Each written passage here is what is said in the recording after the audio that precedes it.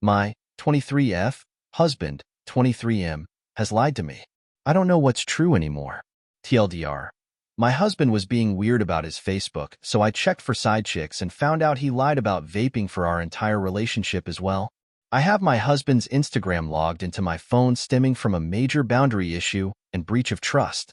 It's what he came up with. I never look at it simply BC. I don't believe you can have trust and be snoopy/suspicious. We were at dinner tonight when I clicked on my business Facebook account. I recently took this over. As it logged out of my personal and switched to the business page, my husband's account popped up. I'm assuming because it's owned by Meta. I've never logged into it/asked. He shifted awkwardly and asked why I had it on my phone. I just shrugged it off at first and laughed it off until I saw how he was trying so hard to act normal and joke like he usually does, but it just wasn't the same. Here, I began worrying. We get home and I snoop through his Facebook activity log. I see there were 3 to 4 girls I had asked him to unfriend since they had inappropriate texts/promoted their 0F to him before. He was willing.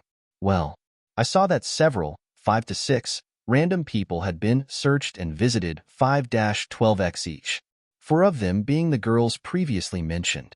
Red flags start flying because I remember when I sent the text to him asking him about it, and it was way before 2 to 5 days ago when all of these activities were done on Facebook. I even note that he followed 2 girls on Facebook that he had pending friend requests with. From my understanding, you can only do that if you click the 3 dots to do so. I also stated that I noticed he erased his search history in the midst of me looking on my own phone through his account. I confront him about it, and he tries to blow me off saying he knew them from school/whatever. I kept reminding him that he stated he would unadd them and said it was weird that he kept looking them up so often. He kept coming up with excuses, and I just kept saying I didn't understand, and he tried to grab his keys and walk out.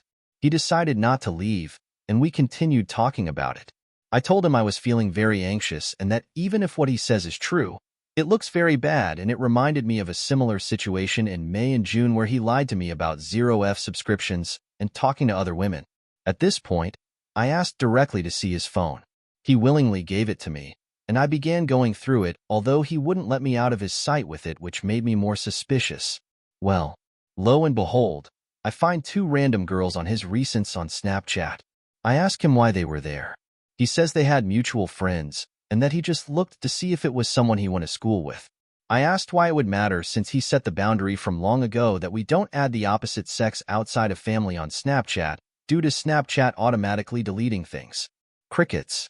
He stated that he just saw it. I told him that I wasn't buying it. What are the odds that you only have 1 to 2 mutual friends, and they show up on your Facebook and Snapchat, with Snapchat being recent?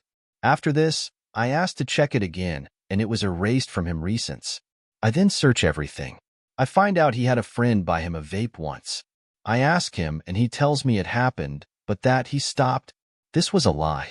From the beginning, I told him it was a deal breaker for me since I lost my aunt to lung cancer from vaping. That led me to needing more info.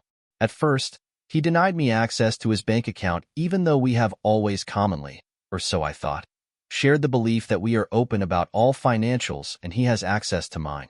I found hundreds of dollars spent on vapes. But I also found charges from Tinder Gold even though he denies having it. Apple doesn't allow you to see when an app was last downloaded/deleted.